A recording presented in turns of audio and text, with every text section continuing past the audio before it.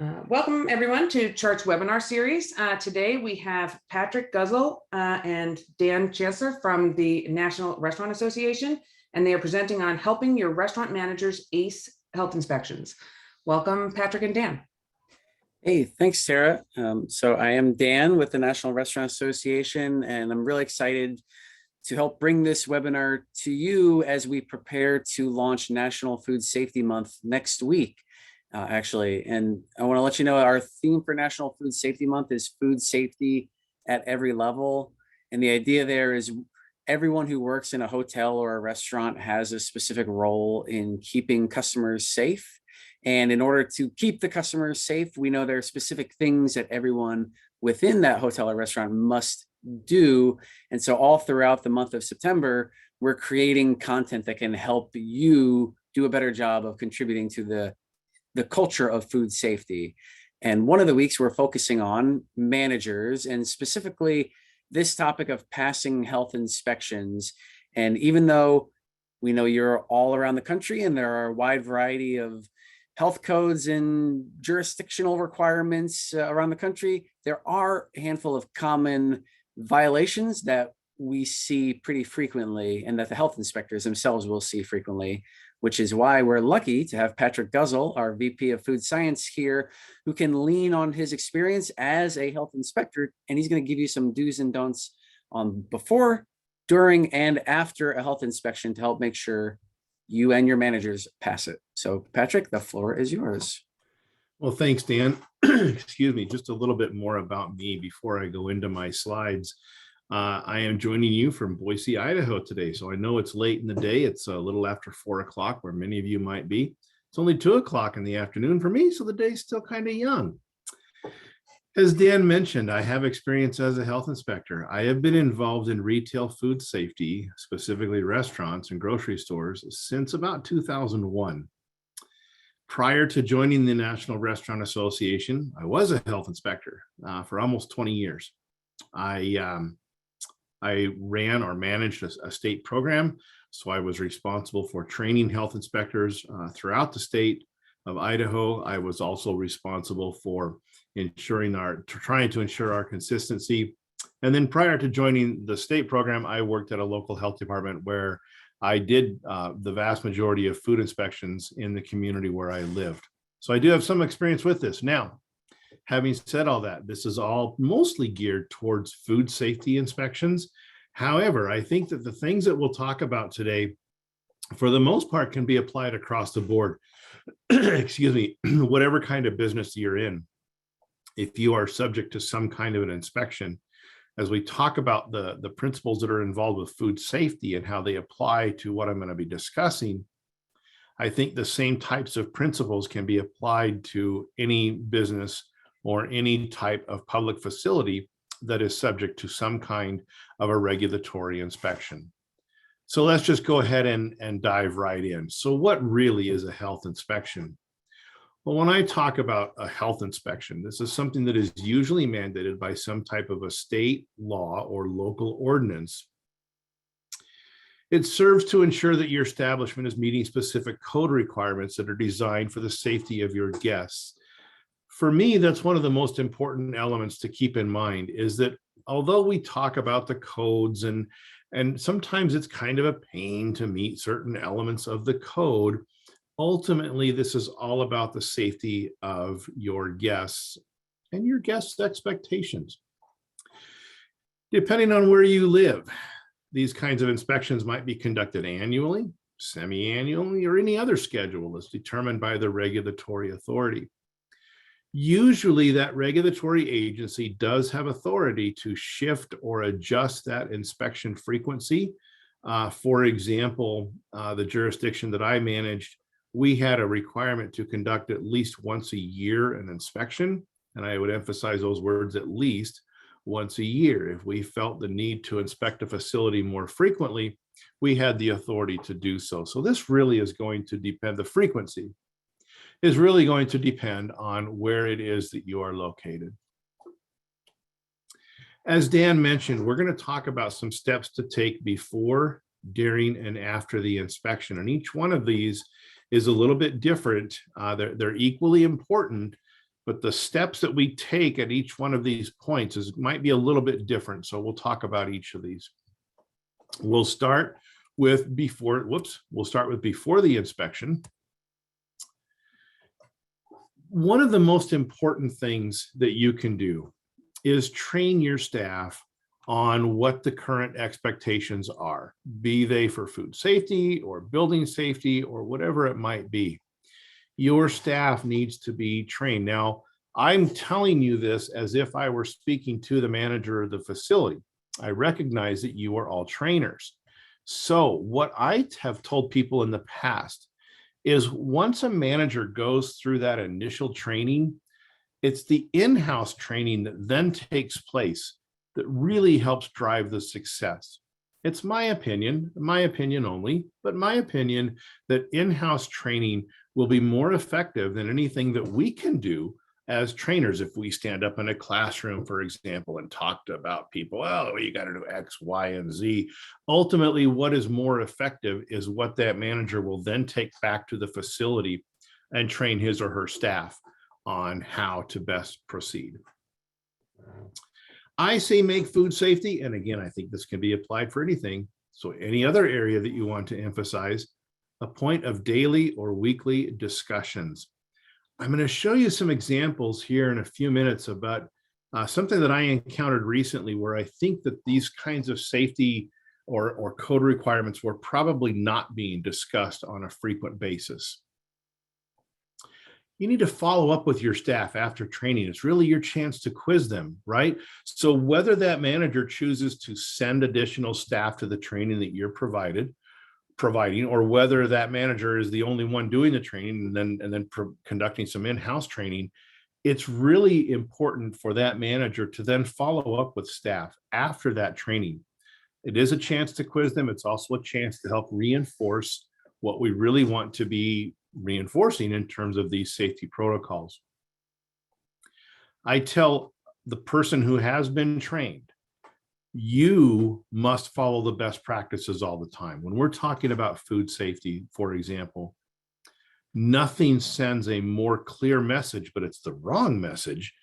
If I'm telling everybody, you've got to wash your hands, you've got to wash your hands, you've got to wash your hands, and then they watch me turn around and fail to wash my hands at a time when I should have, that's a very difficult message to correct. And it's a very, very clear message.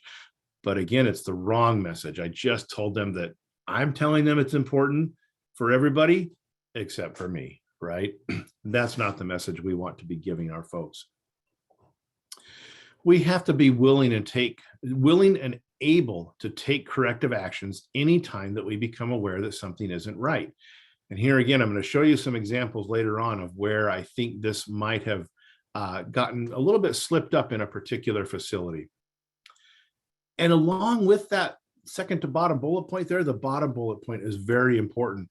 We have to enable our staff to report conditions that aren't right, and we have to listen to them and then take appropriate actions if they come to us and say, hey, I don't think this is being done right.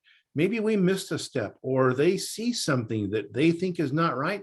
We need to be prepared to listen to them, and they need to feel empowered to be able to do that.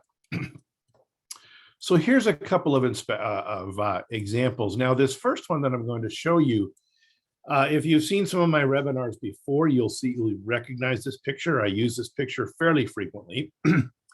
In this case, excuse me, I was asked to come into a facility and help a client because the client was concerned that the staff was not following the instructions very well.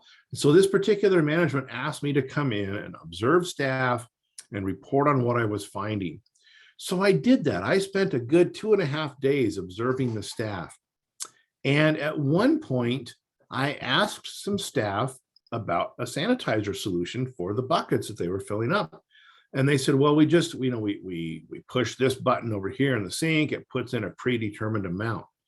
And I said, well, have you ever checked that to make sure that's the right amount? And they looked at me with a blank face like, no, they've never done that. So I found the test strips and I took this picture. You can see this is the container of the test strips. If you're familiar with how these test strips work, you'll notice some discoloration on both ends. That's an indication that that package of test strips had not been opened for a long time. I don't want to guess how long, but it was also apparent that I was the first person to open it because I was the one that was actually removing the foil around these test strips. And again, if you're familiar with these kinds of test strips, you know what I mean by talking about the foil wrapping around these strips. In this case, I took this information back to the management and I said, you know, you are asking your employees to check the sanitizer strength, and they're obviously not, because here's what I found. But I said, more importantly to me is, how come nobody in management has ever checked the test strips? And why was I the first person to open this particular package of test strips? So those are some steps where I think we could have enabled those employees to take a little bit more action on their own. And I want to show you, you're looking at the right-hand side of the slide. You're seeing a couple of pictures. You're seeing 3 pictures specifically that I'm going to share with you. I took these pictures as recently as last week. My family and I were traveling back to Idaho from a vacation. We had made a reservation at a hotel. I'm not going to tell you the name of the hotel, but it was a fairly well-known name. And when we checked in, we got into our room, and these are some of the things that we saw. You can see in the upper right, that's an exposed wire that was in the bathroom. Now, granted, it's the ground wire. It's probably not going to cause any damage, but you can see it looks like something has been taken off the wall, probably from the prior guest. On the bottom left picture, you will see that's a missing tile or a broken tile along the coving of the bathroom there. And then if you can kind of see in the background of the bigger picture in the middle, that's the carpeting coving in the bedroom area of the hotel room we were in. And you can see it's falling off the wall. Now, to be fair, this situation was resolved in a way that I felt was appropriate. It was certainly resolved to my satisfaction. But I took these pictures and I shared them with the management, primarily because I didn't want to be held responsible for any damage after we checked out of the room. Management was completely unaware of the situation in this room. And to me, that was a big problem. Again, we've got to be able to enable our staff to tell us if there is a problem. Keep in mind, this is what we walked into after housekeeping had prepared this room. Also keep in mind, again, I'm going to stress it, management was not aware of any of these issues. So at some point, in my opinion, there was a little bit of a breakdown of communication in this particular hotel, because for whatever reason, the housekeeping staff did not feel enabled, or for whatever reason, they did not bring these things to the attention of management. Now, there are some things that we can do for food safety. Again, this is also before the inspection ever takes place. I want to talk just a couple of minutes about a new application that's out there called Servsafe Ops. This is an application that we are providing. It is a paid application, but it allows you, as you can see here, it allows you to introduce some efficiency and access to information and support that you might not have. This is an easy mobile app that you can download. Some of the things that you can do with this is it provides digitization of specific procedures. You tell the app what you want it to do. Now, I'm going to talk a little bit in the next few slides about things to do during the inspection, but it can help you create a checklist if you want to. It can verify what's taking place within the restaurant. You can use it as an internal communication tool. It allows you to set up a messaging platform where you can send messages out to individual staff or your staff as a whole group. It allows you access to food safety documents and resources. It's really a very high-powered little app that is very easy to use, and again, very easy to download. And if you have any questions about the Servsafe Ops app, I would encourage you to get in touch with Dan Chancellor, who is helping moderate this meeting with us today. Now, let's shift gears a little bit. I want to talk about during the inspection. The very first thing that you need to do is be cooperative. You don't ever want to take an approach and come across as being combative. Now, this can be difficult sometimes because the health inspector might come in at a time that is the least convenient time for you. And we recognize that as health inspectors. We understand we're used to dealing with people, and sometimes people get a little bit upset and cranky when we come in at busy times.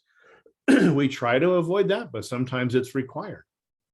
So we recognize that sometimes we're walking into a situation where we're not necessarily welcome as a health inspector, but try as hard as you can to not become combative. During the inspection, I encourage you to ask questions, especially if you don't understand why something is going to be called a violation. If the health inspector says, well, this is a problem, you're absolutely in your legal right to ask a question and make sure that you understand what it is that's being cited. Explain that you want to understand what the rule is. That's not being combative. That's actually trying to show a sense of cooperation with the health inspector. And then be prepared to take immediate corrective actions if something is cited as a violation. Sometimes, especially in food safety, that corrective action might require you to discard food. Hopefully it doesn't get to that point, but that might be a step that you have to consider. There's an old saying among health inspectors, and you can see it here on the left. It's not a pleasant way to say it, but here's the reality. If you do want to try to get combative, arguing with a health inspector is an awful lot like wrestling with a pig in the mud. Eventually, you'll begin to understand the pig actually enjoys it, okay? Those of us who are driven to the career of health inspection sometimes kind of almost welcome the debate, and we're pretty confident that we're going to win that debate as a health inspector. So I would encourage you again to not initiate that debate or not start that debate, but try to be as cooperative as you can. A few other things you can do during the inspection: walk with the health inspector or assign a staff member to walk with the inspector and take notes of what they're observing. That shows a couple of things. That shows that you're willing to take actions if something needs to be corrected. It also shows that you're willing to try to understand what the code is saying. Enable your staff members to answer questions. This is a really important step. A lot of times the health inspector will want to ask a staff person some questions about what he or she is observing during that inspection, but they might not feel comfortable, or they might feel that they're not going to get much information, if any. So let your staff members know it's okay to answer any questions that the health inspector might have. Now, many jurisdictions are starting to shift to what they call risk-based inspections. We support this with the National Restaurant Association, and we actually hope that more and more jurisdictions do adopt this approach of a risk-based inspections.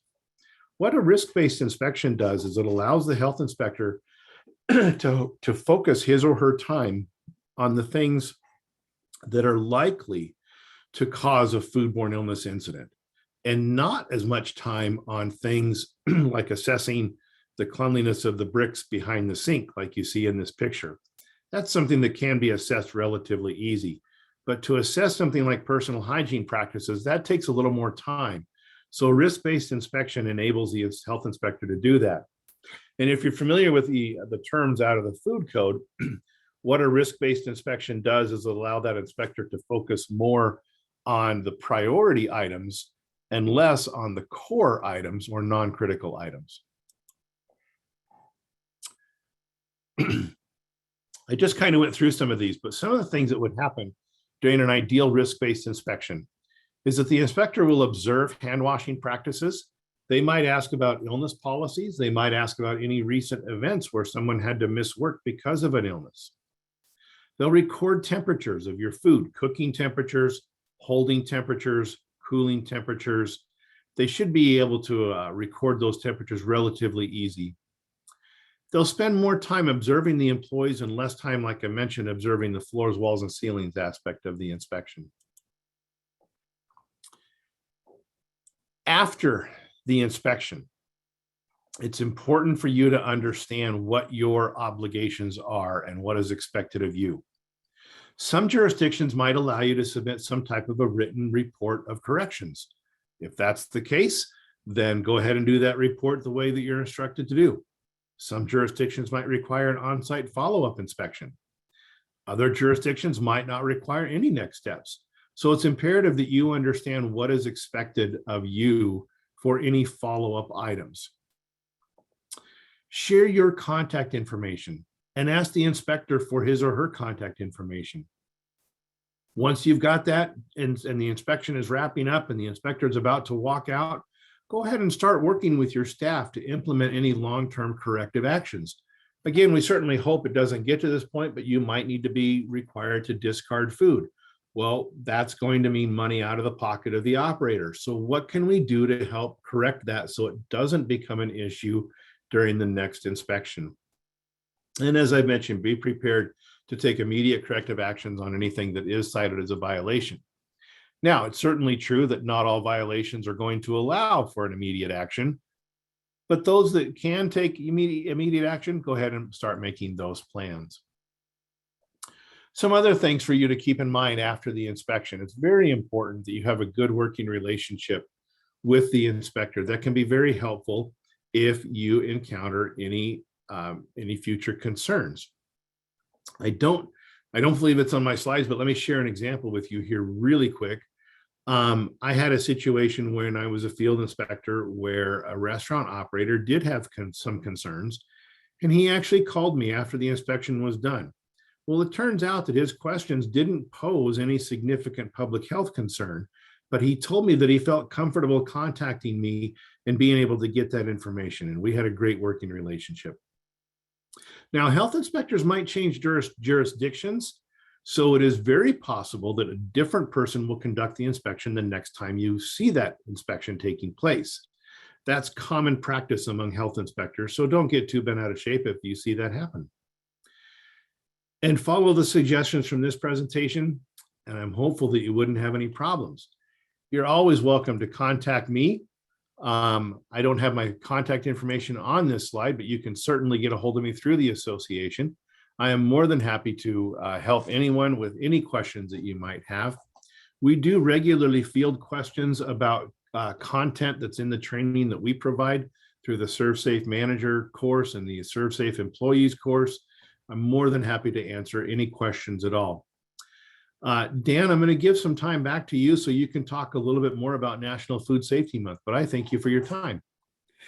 Sure thing. Thanks, Patrick. So I mentioned before, Pat, that National Food Safety Month starts next week. The idea is food safety at every level. So a part of that will be this health inspections piece, and we'll actually have a little self-inspection checklist that you can download and make sure that you are prepared for the health inspections, as well as an ebook you can download that's a restaurant manager's guide, essentially to creating that culture of food safety that includes how you can make sure you're passing health inspections. We also have content for food handlers, for multi-unit operators, and for the executive team who are actually developing the full culture. So you can go to foodsafetyfocus.com starting on Monday for the first set of downloads, and then coming back every week for the different levels. I'll remind you, you can use the Q&A box to ask questions right now about the presentation that Patrick can answer. And he mentioned contact information. I added in the chat his email address, so you can email him directly if you need to. I do see one question here. I'll get things started. Patrick, what are some common violations that health inspectors usually cite?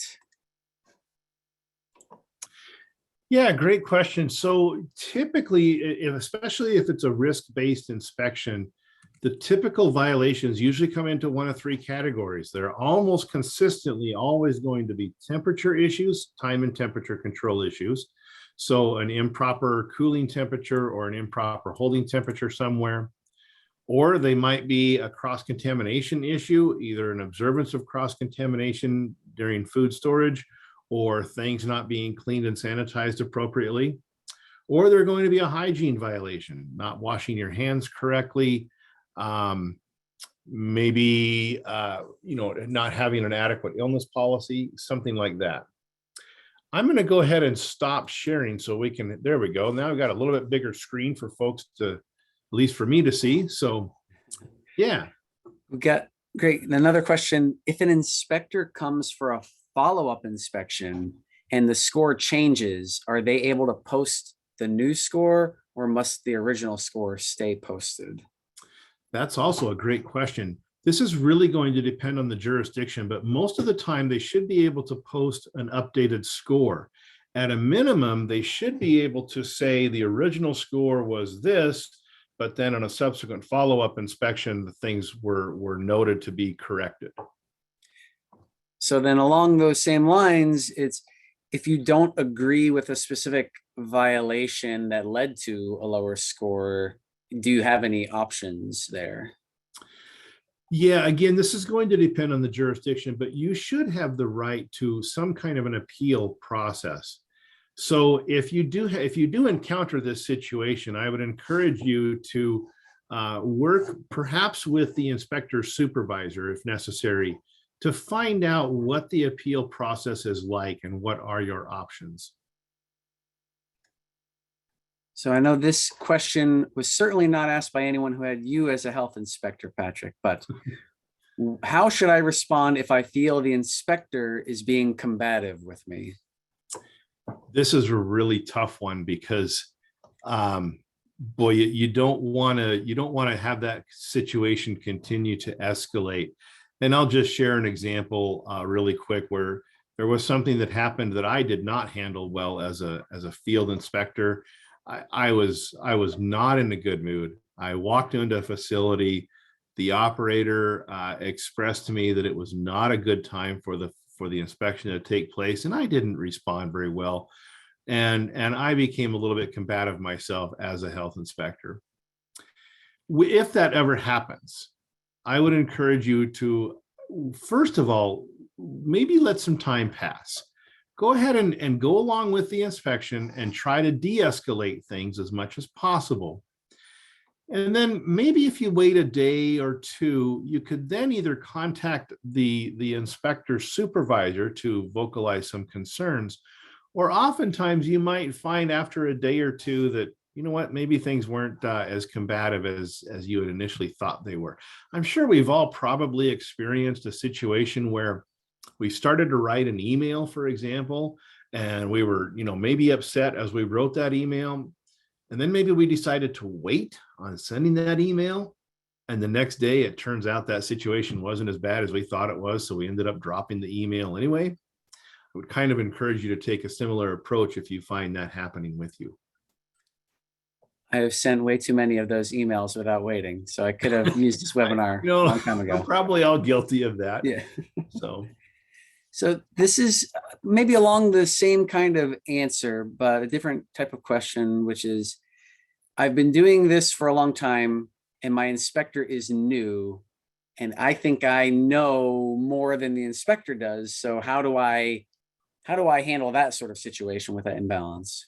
yeah, that's another difficult one because the reality is you probably do know more than the health inspector. I can tell you right now that regulatory jurisdictions are also facing a labor shortage. They're having a difficult time finding qualified people to do food inspections and other types of this type of work. So there's a very real chance that you do know more than the health inspector. I am frequently asked to speak with regulatory jurisdictions, and I tell them all the time that the worst thing that you as an inspector can do is try to bluff through a situation, because if somebody does know more than you do and you're trying to bluff through the situation, that's going to ruin your credibility. So the best answer that a health inspector can give you in those circumstances is, I don't know, but I'm going to find out and get back with you. But back to the original question. What do I do if I think I know more than the health inspector does and they're starting to tell me something's a violation? The best advice that I could give you is go back to that asking the questions and say, I'm not aware of this being a violation in the past. Has the code recently changed? Or is there some other information that I should be aware of as an operator that will help me to better address this in the future? That kind of de-escalates the situation. It also kind of forces, I shouldn't say that, it kind of puts the onus back on the health inspector then to explain why he or she is marking something as a violation when maybe it wasn't marked as a violation in the past. Now, I can tell you as a health inspector, I've been in that situation myself. And all I could say as a health inspector was, I understand this wasn't marked as a problem in the past. I cannot account for what was done in the past. I can only account for what I'm seeing right now. But then I've also tried to work with that operator and say, it's a good question. Let me look into it and do some research about whether or not there's been a recent code change. So, yeah. I think that is all the questions that I see right now. So I know Tara mentioned this in the beginning, but the one question we always see is how do we view this webinar? And Tara, I believe that's chart.org, correct? Yes, chart.org on webinars on demand. This will be recorded. It will be up there. If not by the end of the day, well, actually it's late today. So probably tomorrow it'll be up there and you can share the link with anyone you would like that you think would be a benefit from seeing it. Okay, it doesn't look like there's any other questions. Dan, thank you so much. Patrick, thank you so much for sharing your expertise with us again. Sure, I did just see a question just pop in to the Q&A box. Let me look through this. If a health inspector brings new health inspectors for training, they tend to mark off things they have never before. Any way to handle that? Wow, you're absolutely right. Lee asking that question, you're absolutely right. That is what happens sometimes because the trainer is trying to demonstrate, look, you got to mark every single thing, right? And I would just go back again to that question that I had before. Hey, has there been a recent code change? Because I don't remember this being an issue in the past. I want to correct it. I just want to understand what I'm doing too. So has there been a recent code change that you can tell me about? Okay. Hopefully that addresses it. Thank you so much, Patrick, Dan, everyone. Have a Thank great you. Thank you. All right. Bye.